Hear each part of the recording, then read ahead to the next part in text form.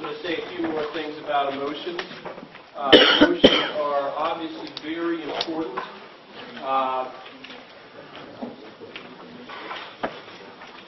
For children's development, and probably in ways that you haven't thought about.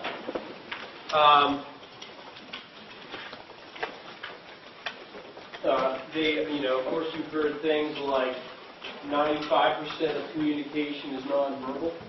So we're reading about, the videos we just saw and things you read about in the one chapter about cognitive development, learning words and things, but it still remains the case that we communicate through facial expressions and gestures.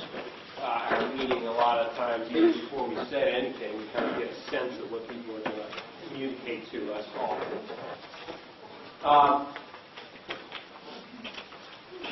Let's think about a situation that, but emotions are important for even other things that maybe we hadn't thought about, like learning in general. Basics of things we learn to do and then not to do. Think about the toddler who is walking towards a hot stove. Why does that kid not touch a hot stove? What's that? Well, like the parent says no, it's not necessarily just the word, but probably more parents see your kid walking towards the stove, ready to touch it, they're going to yell and sound angry or fearful, and that's going to pick it off more than the words itself. Yeah, so tone of voice, and what is it about that tone of voice that, let's pretend actually the parent is there, and the kid approaches the stove and doesn't touch it. Well, why doesn't the kid touch it? Well, probably because they've had a previous experience where they've been told no. And what is it about that tone of voice that motivates a kid not to touch the stove at that time and in future times? What happens with the kid? Probably scares them. Probably scares them to some extent. Yeah, and so a lot of the basics of what we learn to do and not to do, there's kind of fear underlying it. And it's anticipatory fear. So maybe at the moment when you're yelled at by mom or dad, you feel fear or guilt, or whatever. But then, in the future, it's that kind of memory of fear or guilt, kind of what people call anticipatory fear, that kind of keeps you. You actually might feel, as you get closer, and you can still do that when you feel guilty about things you're about to do. There's kind of an anticipatory fear or guilt of, if you were to cheat or steal something, or, there's kind of like embarrassment in front of other people. Well, it actually creates, the closer you get to actually doing it, there's an actual arousal inside the emotion. And that kind of is a basic building block. We talked about the concept of preparedness in life. So emotions are one of these basic building blocks that help us learn things that are important for survival and how to get along with each other. If we had no emotion, there would be, in some ways, no learning. And in fact, this is when we look at, we'll talk about this later in the semester, but if you look at, like, psychopaths, like hardened criminals, it's not everybody who's committed to killing somebody or is a psychopath. It's actually a very small subset of people who have committed pretty horrendous crimes. Might fall into this category psychopath. And what that is kind of lack of guilt or lack of empathy, kind of lack of consciousness. And people talk about a fearlessness that these people have that has, you can think about it in terms of the exact, of the discrete bad things they've done, crimes they've committed. But if you think about it as a little toddler who maybe has these tendencies, or a child, and if they're not as scared to try out things, to like get into trouble, even though mom's saying no, it's not making the same level of kind of arousal in them, then they're going to be more willing to try things out and get in trouble and start a pattern of doing things that might get them into trouble later in life. So clearly emotions are important for conscience development and kind of good behavior development, kind of underlying it. The video you saw talked about kind of 4 different components of emotions. We're going to go over those too. But I like these quotes about emotions. a guy named Richard Lazarus, the psychologist. Emotions contain the wisdom of the ages. Think about this. You're standing on the city corner and you take a step out on the street and here comes a big bus. Well, you jump back right away. And what is that? Why did you jump back right away? Well, that's the emotions which have evolved over tens of thousands of years, if not hundreds of thousands of years, and have kind of helped you in that moment respond to that situation. Think about it. If you stepped out and had to say, like consciously to yourself, well, you're looking in this direction. Well, there's a building. There's the Inner Harbor. Oh, and there's a big object coming this way, and it's faster and larger than the person walking this way, so that makes sense that I would turn my head this way. No, you don't have to take that step. We have been evolved to respond to movement and size and things like that might endanger us, and that's our emotions taking over. And then, to jump back, it also there's a physiological arousal and readiness that occurs. You don't make the decision to pull your foot back. I mean, you can kind of stop that at times. You can your cerebral cortex can stop you from making that impulsive reaction. But that impulse is going to be there to get out of the way of that big object that's coming at you. And that's the emotions helping you survive and stay alive. And so these kind of quotes, emotions refer to that, contain the wisdom of the ages. Our best guess is how we should respond to events. That's by Tooby and Cosby, who are evolutionary psychologists. Are intelligent themselves. That's by Schultz, meaning me. I was asked to write a chapter. The research I do is on what you might have heard the term emotional intelligence, which is like recognizing emotion, empathy, knowing how to handle certain situations. I was asked to write a chapter on the development of emotional intelligence for this book that they were putting together, and I wanted to have this catchy beginning. And so the development of emotional intelligence, that term tends to mean like cognitive kind of things about emotions, like recognizing them. But I wanted to make the point that we need to recognize that the emotions themselves, there's an intelligence to it, and it's intelligent in the sense that it's smart. They're in general very smart and help us out. Because what is intelligence? It's kind of adaptive, an adaptation, effective adaptation to the environment. And emotions have been working at tens of thousands of years to help us do that. Okay, so you saw the video. The four components of the emotions that the video talked about, we're just going to go over some of those. Basic emotions are universal. What in the video talked about that, or showed that? Universal meaning cut across humans in all cultures. Will says you can go to different pre-literate cultures and they're going to recognize some of the faces that we all recognize as well, and that's correct. And it actually was not, that's probably common sense to most of you guys, but it wasn't, until the studies were done in the 60s and 70s, it was kind of questionable whether are emotions something we all have similar across the world as humans, or is it that that our culture always kind of forms us to have certain types of emotions? Well, and there's truth to both of those kind of arguments, but at least from the facial expression side of things, it seems that there definitely is the case that we all at least have the same kind of facial muscles. Some examples.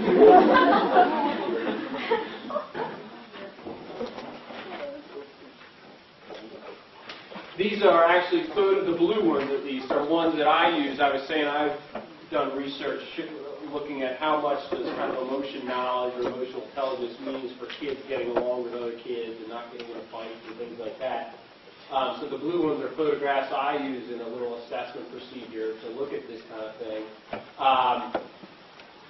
Anger, one thing that face does well, and a consensus of adults say that's an angry face. I've found that if you show an angry face with some teeth, that it even gets a higher level of consensus, like a higher percentage of college students will say that that's an angry face.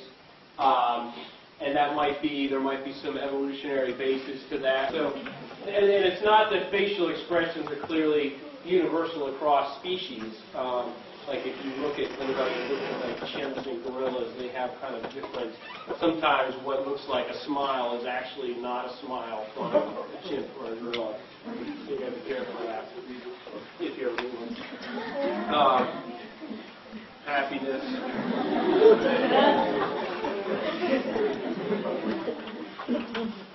Well, are these just, random funny faces that we're making? Like, how is it that this kind of evolutionarily became a smile? Why is it upturned cheeks as a smile? Well, we don't really know, at least I don't think we know, I don't know the people that know the answer to that question, but it does seem that they've evolved for certain reasons and that they have an important communicative function that it helps us survive, it helps us give information. The smile, people know Dr. Provine, who's in the psychology department. He's done work on laughter. I think I talked about this, didn't I? About kind of like how often you laugh when you're by yourself versus with somebody else. Well, I mean, yeah, how often do you laugh when you're by yourself? Not often. You might be funny like watching The Office, reruns of The Office by yourself or something like that, and you laugh out loud occasionally. But, put somebody else in the room with you, and it's going to shoot exponentially, like how much you will laugh. Smiling is the same thing. There's been different studies, kind of like the mere presence of a person in the room will make the appearance of a smile occur much more often. Well, that tells us something about, evolutionarily, what the smile and different emotions are about. They kind of necessarily evolved for social communication purposes, that we're actually telling people some information, smile in particular being kind of an affiliation, kind of information that, I want to kind of have a bond and attachment with you. There's been studies, actually, I've read some studies of this is in Missouri, they had people go into bars, like a woman go to the bar and kind of look at a guy and either smile or not smile, and track the percentage of times the guy came over, and didn't say anything, just was sitting there smiling and looking at the person in both cases, and it's not something you'd all expect. The guy came over a lot higher percentage of time with a smile. So it's obviously, and that's not just something that we've learned in our lifetime, but it also seems to have bases, kind of because we see the same phenomenon across cultures and throughout history. But what if you couldn't recognize how people feel? Well, that's in fact how we all were when we were born. And you read about that. The ability to recognize emotions develops in the first, over the course of the first year of life, the first few months. We start to recognize some things in the first, third month of life. The book has a picture of what a newborn sees. It's kind of a fuzzy picture. Does that sound familiar? Yeah, the ability to distinguish shapes and things isn't, totally well developed. But fortunately, we're also completely dependent on caregivers early in life, so we can't walk around and things like that. So the fact that we won't get into these bad interactions with people because we're not really interacting with them, or at least not in a proactive way. We're kind of passive receivers of these things. But later in the first year, our abilities to recognize emotions by the second half of the first year seem to be well developed. And then from that point forward, we use something called social referencing throughout our lives, which is a very important thing. A lot of learning occurs through social referencing, which is not just us learning kind of directly whether things are good or bad, but we look at the emotional reactions of others to things that happen. And we learn a lot by seeing how other people respond to that. And we read about that in the chapter. So using others' emotional expressions to infer the meaning of otherwise ambiguous events. In the first year of life, the example of social referencing I gave had to do with like crossing the bridge and learning the infant, the visual clip that is. So kids kind of learning whether they should move forward or not. A lot of people talk about, you might learn a lot of initial things in the first year in life, but then in the second year of life and from there forward, we kind of use social referencing to kind of gain confidence in our ideas of how we think we should respond to certain things. So we might have an idea, it's okay to cross that visual cliff, but we check out with the parent just to make sure that they're not, scared or fearful or something, so that we know that, yeah, okay, we had the right idea to go forward with this, and that's going to be okay for me. So we're talking about facial expression, the different components of emotion. There's also a physiological, like an arousal part of it, internal arousal or a physiological arousal. Emotions, like my example about the bus, they prepare us to respond immediately before we cognitively say all the things that we need to. What did the movie we saw, where faces, I showed examples of the faces, the different discrete emotions, specific emotions. Who remembers what the video said about physiology? Do we have specific physiology to discrete emotions, meaning happy, sad, mad, scared? Or what is the nature of physiological reactions? Yeah. I think it's generally like arousal, like get your heart rate up and stuff like that. So sometimes if you're extremely happy or if you're scared, you might exhibit similar physiological symptoms. Yeah, right. And originally, some of the psychologists in the first half of the 20th century had this expectation that they would find a discrete emotion-specific physiology, that happiness would come with a specific pattern of arousal, both in the brain and in the body, or sadness, whatever. That really hasn't been found to be the case yet, especially with autonomic arousal, like blood in the heart. Different emotions activate, anger and fear activate kind of increased circulation, gets the body ready to respond. Now the one close, again, not a kind of a discrete approach, but if you remember they talked about the brain, and that there does seem, and we're still not sure very specifically about this, but that kind of when you're in a negative mood of sadness or fear, that you can see more activation on the right side of the brain, electrical activity. So there seems to be something about the hemispheres of the brain that are related to emotional arousal. Happiness, you see more activation over here. So it was thought that, maybe you have kind of a positive, negative emotion difference between the hemispheres of the brain. But then more recently, and I don't think they talked about this in the video, you also see the same arousal on the left side of the brain with anger. Studies with college students. A guy at the University of Wisconsin has been doing studies looking at when you put people in an angry mood, you also see the same kind of activation, or at least on the same side of the hemisphere that you do with happiness. And more energy, and people call them anger and happiness approach emotions. Meaning when we're in that state, we tend to the body tends to be ready to kind of do something, as opposed to withdrawal, avoidance or withdrawal emotions. Now that's not always true. Certainly we can be angry and kind of keep our mouths shut and not do anything. But in general, in terms of the arousal, so in terms of the brain arousal, it seems that there might be, it's more along this dimension of approach and avoidance as opposed to a discrete emotion approach. Although, we're still learning. The amygdala is a part of the brain that seems to be a center for fear conditioning, and we're kind of where we learn to fear some things.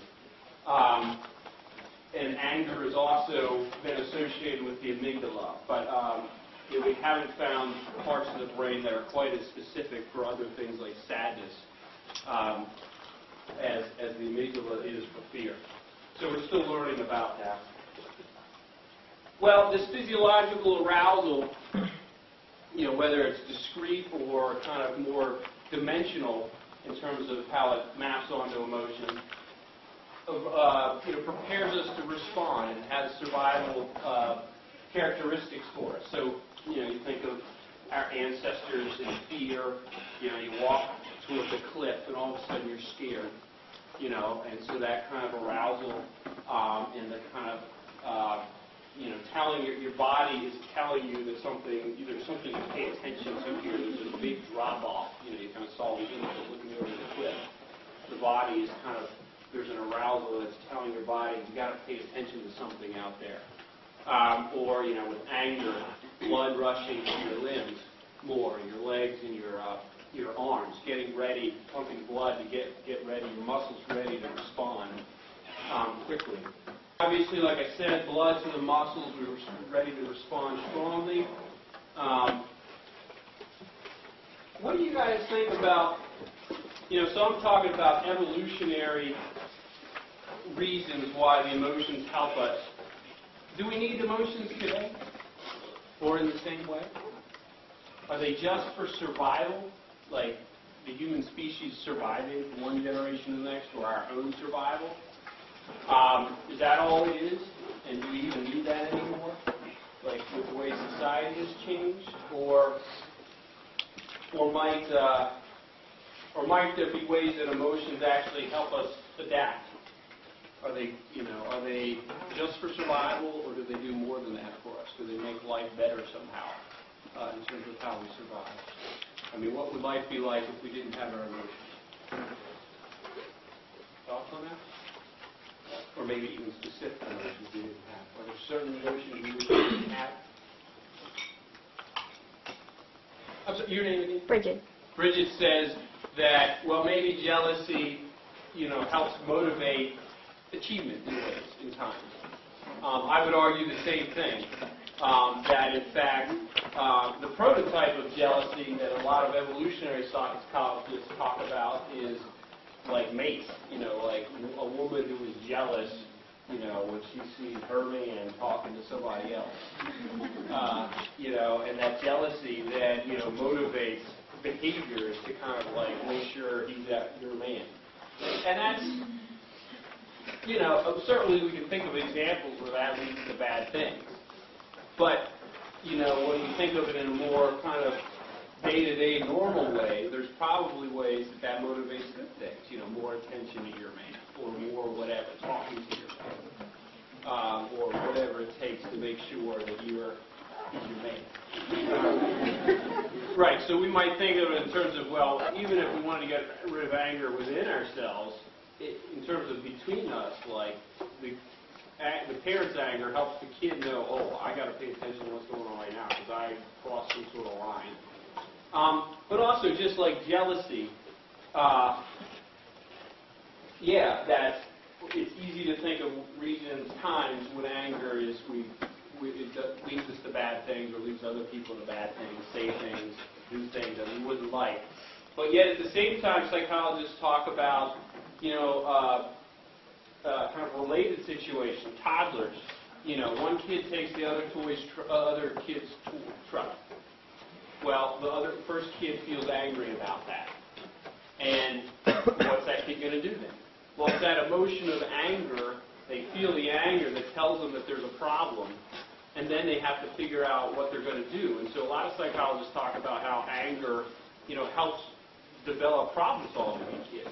It's that anger arousal that tells them something needs to happen, and that then through kind of working it out by approaching that other person, not in a physically aggressive way, hopefully, but by kind of resolving the conflict, they've learned some skills that they're going to need to get along with, other kids in the future.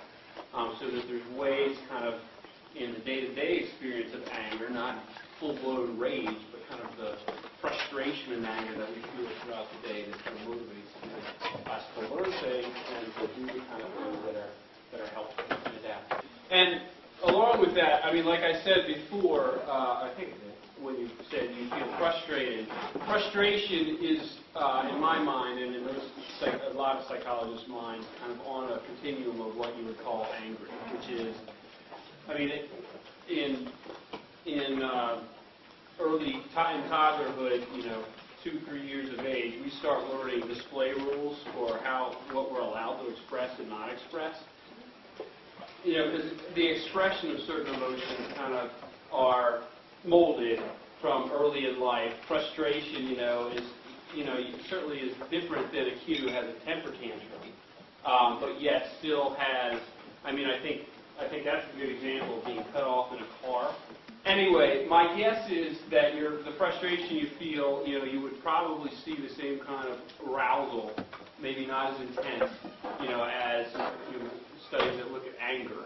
Yes, there are different words, just like fear and anxiety are related. People probably think of those as different things, but they actually, our anxiety tends to be the more kind of ongoing, persistent and lower level of what fear is. It's not like you're in a terrorized state when you're having anxiety, but it's the same kind of underpinnings to it, but it has a greater stability to it.